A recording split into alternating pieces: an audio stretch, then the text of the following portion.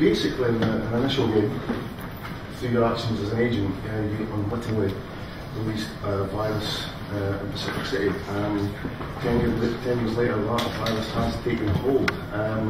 The consequences is the agency slowly but surely retreating back from Pacific City to the agency tower, and the general populace responded by creating what can only be described as a terrorist organisation. Civil war ensued. Yeah. So look, what's happened here is that the agency's in a particularly difficult position.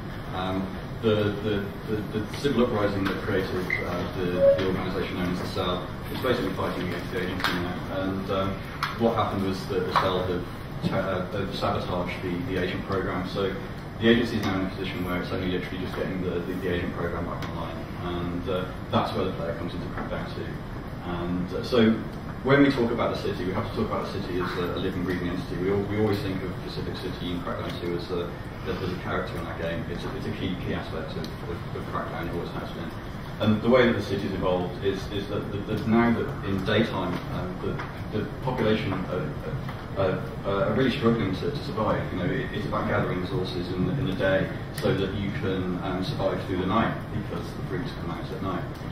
So just giving you a little taster here of the kind of environment that the people live in the daytime. You know, they're struggling. They're trying to arm cars.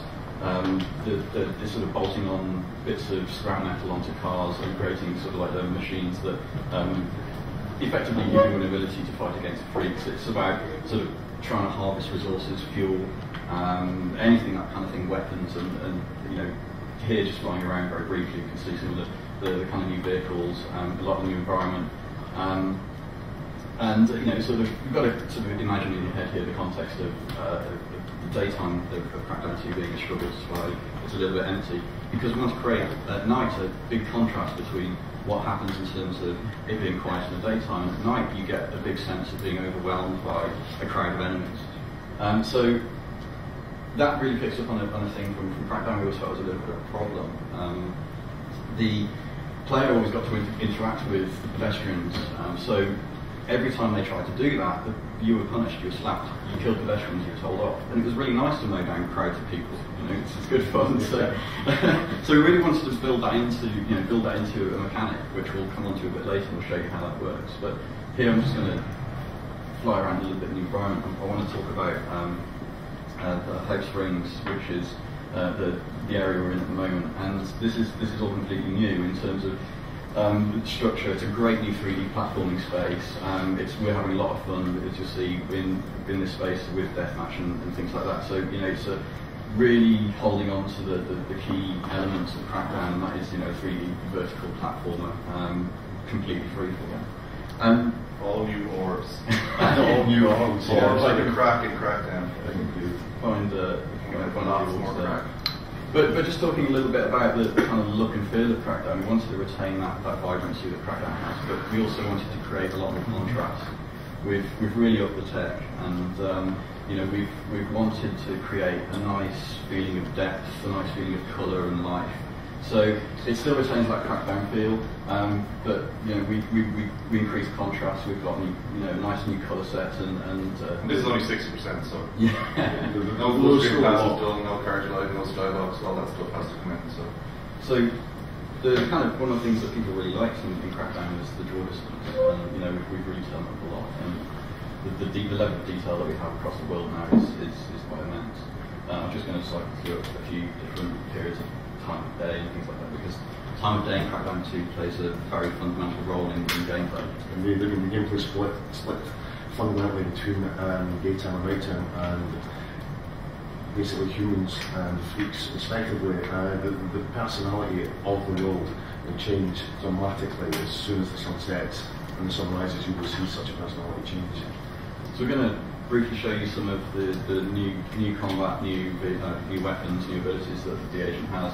I'm just going to quickly level myself up and go through the progression up to level 5. Now, level 5 agent's looking pretty mean. Please do forgive the fact that the characters, the models are a little bit darkly lit at the moment. This is very much in progress on the character lighting.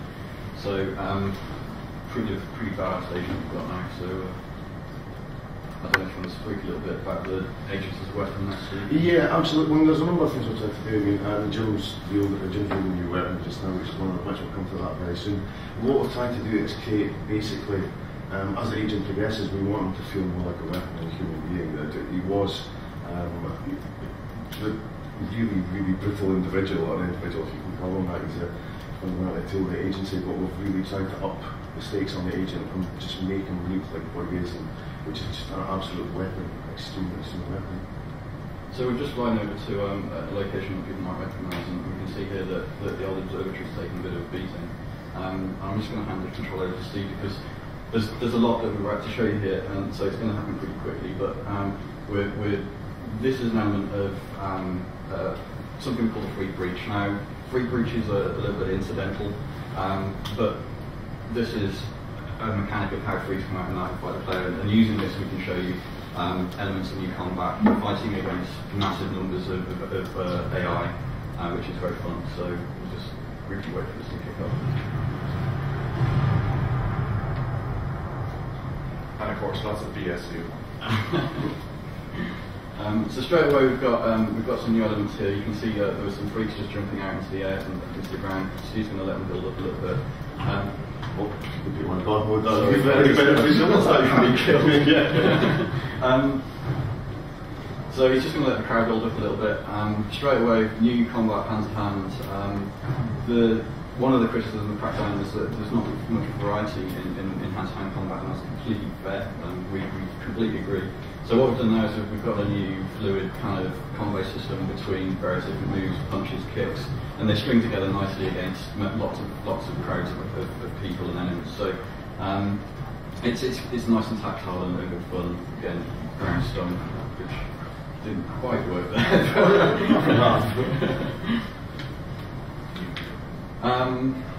So next thing,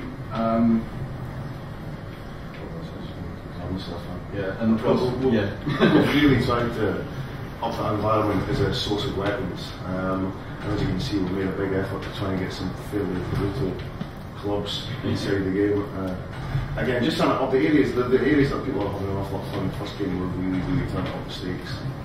So as you can see, I mean, this is an element we really want to try and push, that anything can be a weapon in Crackdown too. And it's great that you used to be able to throw cards and objects at people, but you used to do so much more now. The combat is so much more involved, and it's just great fun to just kill people around the head with giant objects. I can't deny a childish-like attitude to it.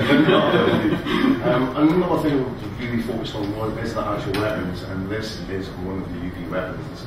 This is again, it's part weapon, part toy. It is basically the nemesis of the freaks. Yeah. So you can see here that it's an energy weapon. It acts like a giant repulsor as well as a simple shotgun.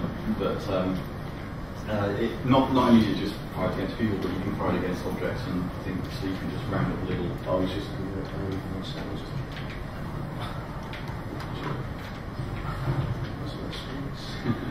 yeah, so you can affect vehicles, you can.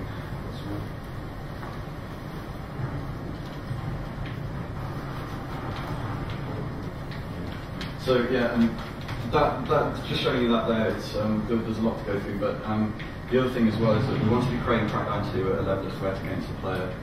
It's very easy to escape threat in Crackdown 1. You can go on the road and no one ever follows you. No, it is not. Now there's the freaks actually follow you anywhere up and down and across. So we've got all directions covered there. That's pretty good. And but the real purpose of that is to make sure the player feels like they're no longer the most powerful thing in Pacific City. The agents are in a fight, and it's not a fair fight. The freaks are going to really take a beating against. It also cements this. Verticality is very important to Crackdown. It's very dear to our hearts. So having the enemies follow you around that vertical playground is important. Yeah, absolutely. And again, I mean, these are fairly low level opponents that we're fighting just now. We will have a real family tree of nastiness when it comes to the freaks. And then, just one more thing to add to all of this as well is that this is fundamentally a 4-player co-op campaign game, and this kind of action that you have on your own is great, but you add in the elements of completely open, uncontrolled 4-player co-op as well, and it's just immense fun. You know, if you just imagine a scenario of 4 of you just at any point in the city, you could converge, you can spread out, fight against crowds and crowds of thousands of freaks. So it's great fun. The other element which we're just going to come on to in a moment is, of course, that we want to retain the kind of gameplay structure from the first game. We're going to just quickly run through the beginnings of a mission and show you the daytime, the contrast to the nighttime combat. And we're going to do this a little bit of co-op. Peter's going to join in and help me.